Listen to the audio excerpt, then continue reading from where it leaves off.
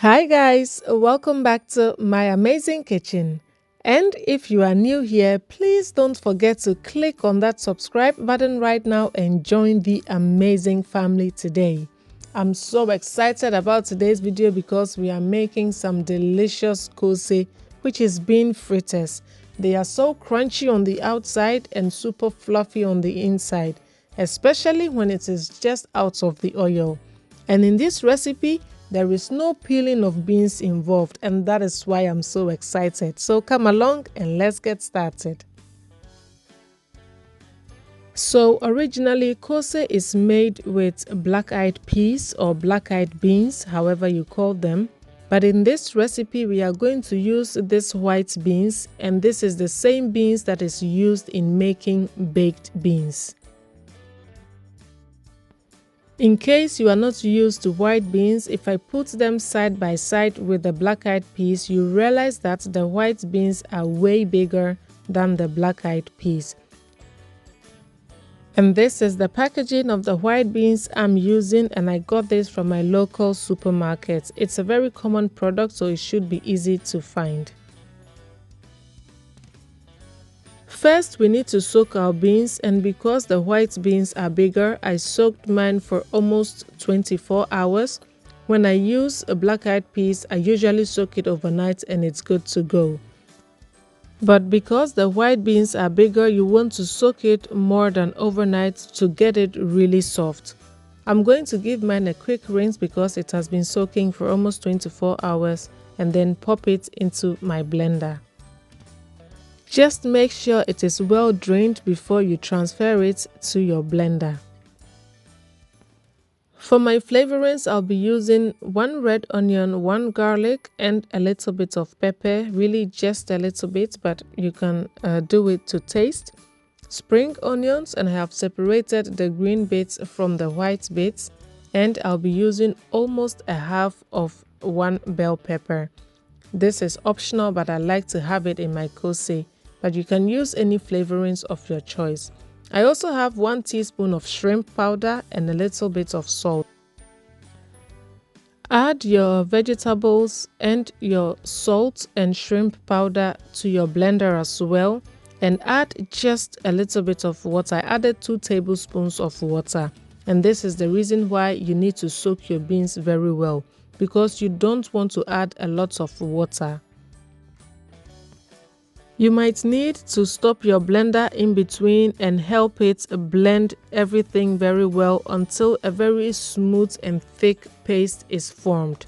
Not watery, but a very thick paste. And if you have a high power blender, it should be done in no time at all.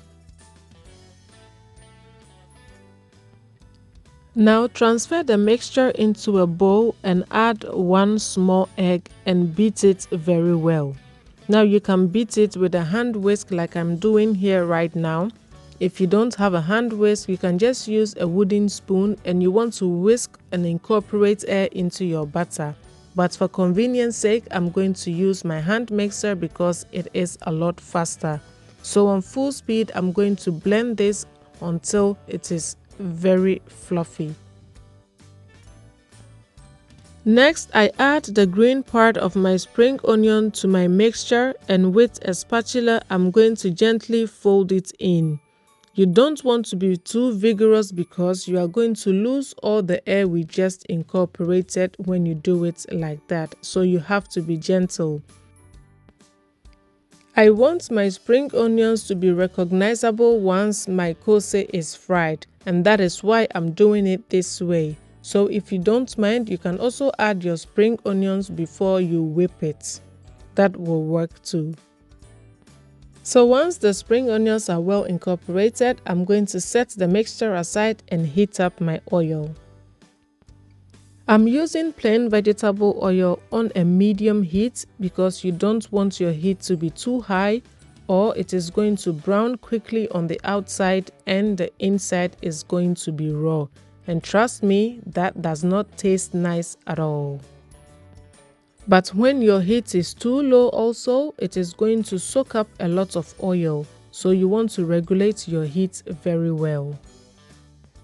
I fried the koose on one side for about 3 to 4 minutes and then flip to the other side as well.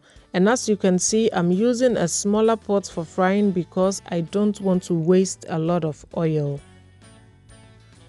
Once your koose becomes this golden in color, you know it is done.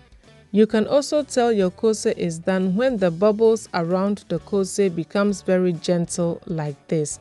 In the beginning, when there is still moisture in your koose, the bubbles will be a lot bigger.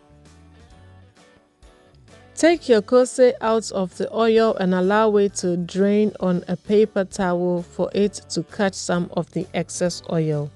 And I'm going to continue frying until all my mixture is used up. If you are using a smaller pot like I am, be careful not to overcrowd your pan, or your temperature of the oil may drop, causing your koose to soak up a lot of oil, therefore becoming very soggy. But of course, we are going for koose that is crunchy on the outside and super fluffy on the inside. So we are taking all measures to ensure that our koose comes out very crunchy and super fluffy.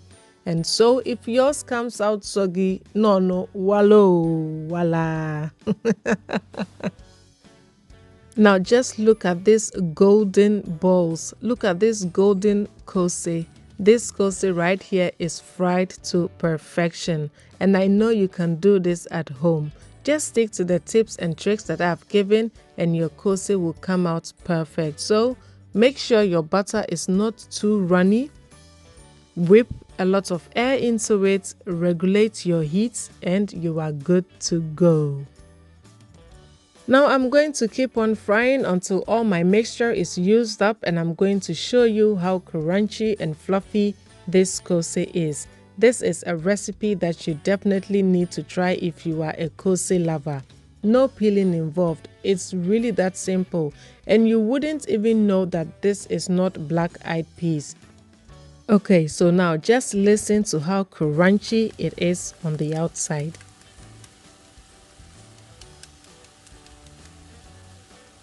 Well, you heard for yourself. Now look at how fluffy it is on the inside too. And this is what I meant by the spring onions being recognizable.